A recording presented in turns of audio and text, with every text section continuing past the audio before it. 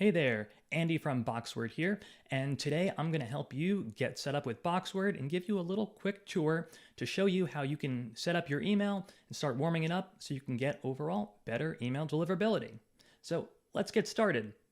When you first log into Boxward, if you haven't connected your email yet, the first thing we're going to do is we're going to click this Connect Email button.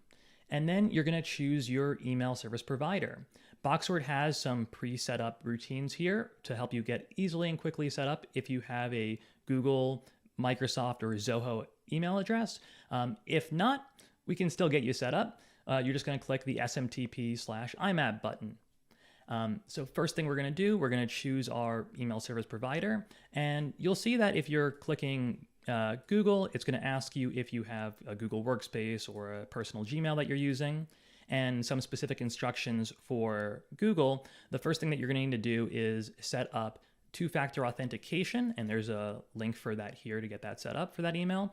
And then you're going to create an app password. And then when you're setting up your connection here, you're going to enter your app password in the password setting over here. You're not going to enter your account email password. For Microsoft, you're going to choose whether it's a Outlook, a personal, or Microsoft 365 business account. And we're going to enter our information and click the sign in with Microsoft button here. But first, we also have to make sure that authenticated SMTP is enabled for your account.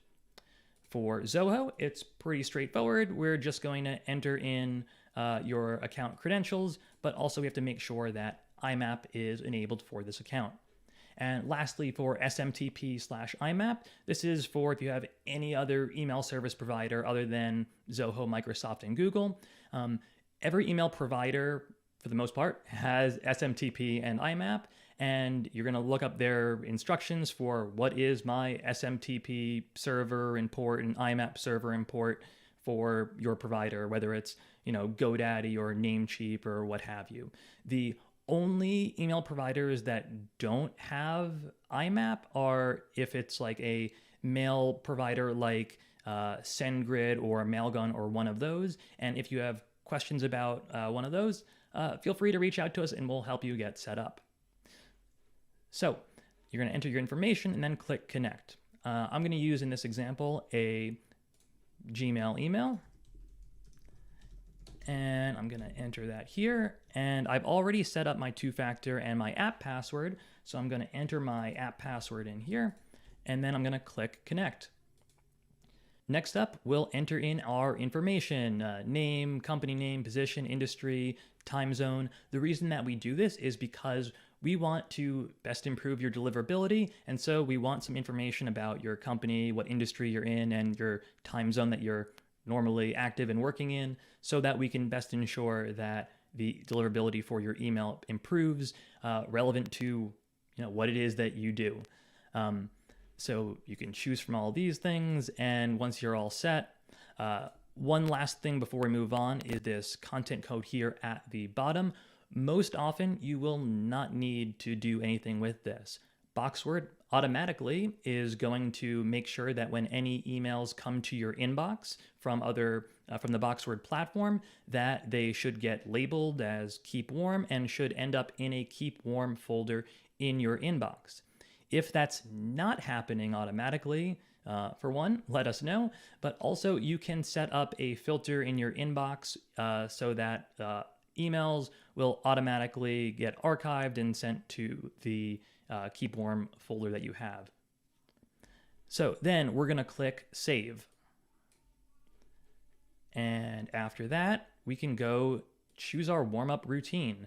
On this next screen here, you can choose your warm-up routine based on whether your email is a brand new email, it's an existing email you've had for a while that you've been maybe using for outreach and has good deliverability or has poor deliverability, or it's been added to some block lists, or if you want to completely make your own configuration for your warm-up routine, you can do that too. For this one though, I'm going to click brand new email. And then on this next screen here, we'll see the warm-up routine is set to auto. That's for a newly created email.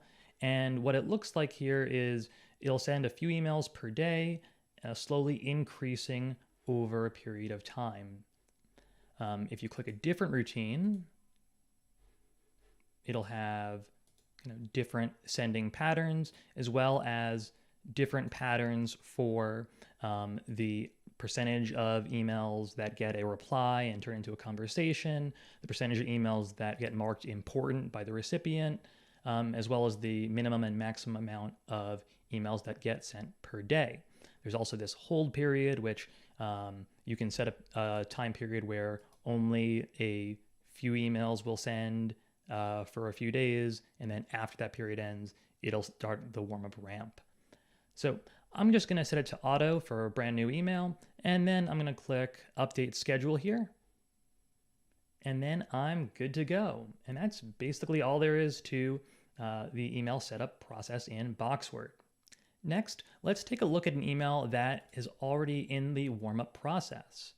I'm going to go to our main menu here, our dashboard, and then I'm going to click on this email, and I can see details like the amount of emails sent today or overall during this warm-up period, how many emails have been received, what percentage have been part of conversations, where they're landing in the inbox or otherwise.